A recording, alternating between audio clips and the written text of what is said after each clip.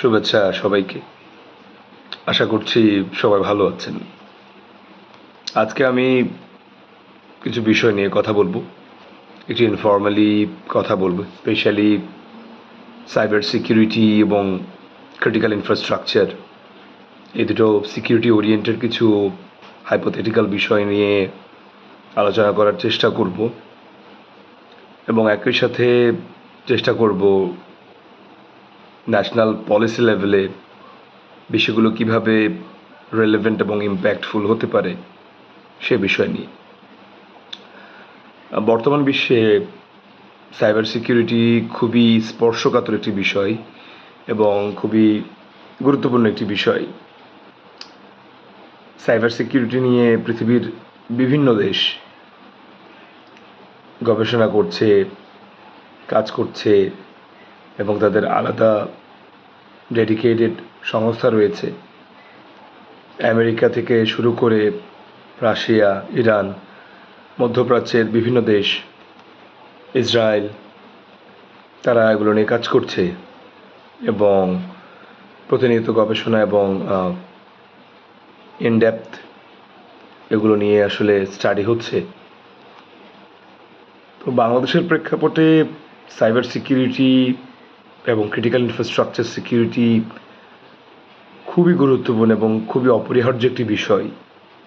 আমি যদি বাংলাদেশ ব্যাংকের যেই হ্যাকিংয়ের ঘটনা ঘটেছিল 2017 সালে সেটির কথা বলি, শুরুটা হয়েছিল একটা প্রিন্টিং মেশিনের মাধ্যমে এবং একটু একটু করে সেই ভাইরাস বা সেই হ্যাকিং প্রসেসটা কমপ্লিট যেই সিস্টেম রয়েছে সেখানে ছড়িয়ে পড়ে এবং বিশাল একটা অর্থ সেখান থেকে হ্যাকিং করে হাতিয়ে নেওয়া হয়, প্রায় $81 মিলিয়ন মতো অ্যাপ্রক্সিমেটলি।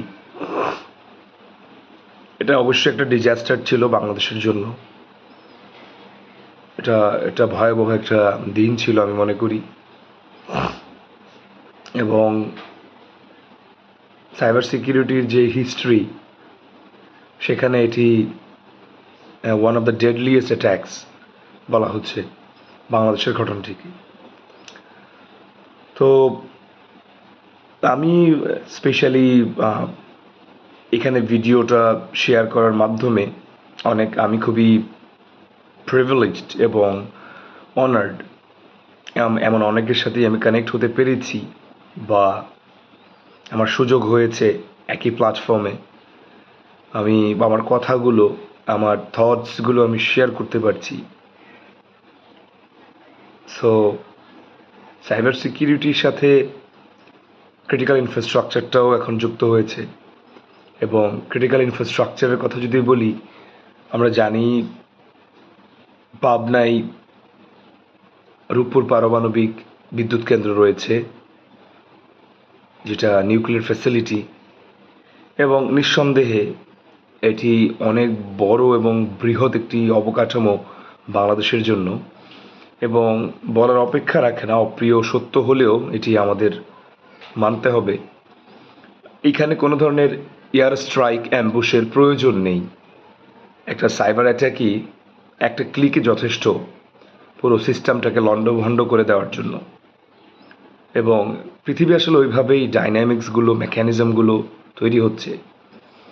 কয়েকটা সাইবার অ্যাটাকের কথা যদি আমি বলি, ওভারঅল সাইবার অ্যাটাকস বা ইনফ্রাস্ট্রাকচার রিলেটেড অ্যাটাকসের কথা যদি বলি, যেমন কলোনিয়াল পাইপলাইন আমেরিকাতে একটা ভয়াবহ সাইবার অ্যাটাক হয়েছিল।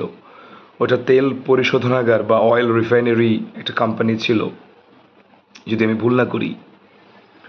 এরপরে বাংলাদেশের ঘটনাটা তো বললাম যে সাইবার অ্যাটাকটা হয়েছে। এরপরে ইরানের নাতানজ শহরে ভূগর্ভস্থ একটি পরমাণু পরীক্ষা কেন্দ্র ছিল ইরানের, যেখানে আসলে অনেকে এটা প্রোপাগ্যান্ডা বলে বা অনেকে বলে এটা একটা conspiracy theory.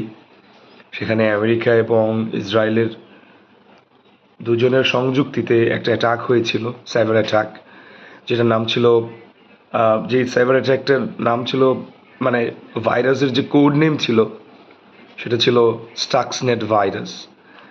And with all due respect, আমি কোনো টেকনিক্যাল পার্সন নই, কম্পিউটার স্পেশালিস্ট বা এক্সপার্ট নই।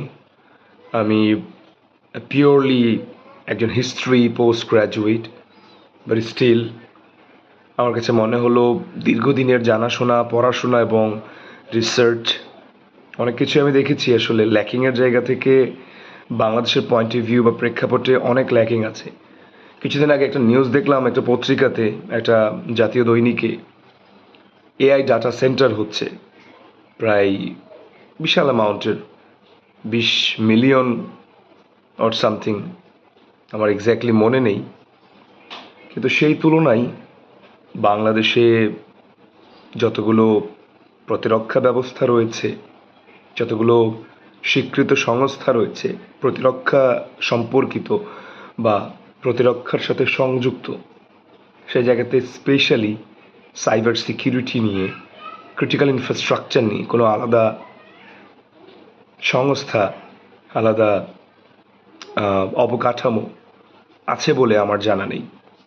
এবং আমি ব্যক্তিগতভাবে বিশ্বাস করি একজন বাংলাদেশি হিসেবে বাংলাদেশে অবশ্যই একটা আলাদা সাইবার ডিফেন্স কলেজ বা মিলিটারি সাইবার কলেজ বা একটা ন্যাশনাল লেভেলে সাইবার ডিফেন্স কমান্ড থাকা উচিত।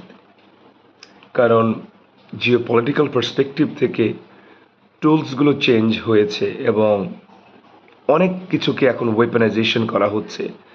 আমি কিছুদিন আগে দেখছিলাম ইরান এবং সাম্প্রতিক যে যুদ্ধ, ইরান, ইসরায়েল এবং মার্কিন যুক্তরাষ্ট্রের যে সংশ্লিষ্টতা সম্পর্কিত যে যুদ্ধটা হয়েছিল, সেখানে আমি দেখলাম যুদ্ধের যে ডিফারেন্ট সিস্টেম এবং অ্যাটাকিং প্যাটার্ন অনেকখানি চেঞ্জ হয়ে গেছে।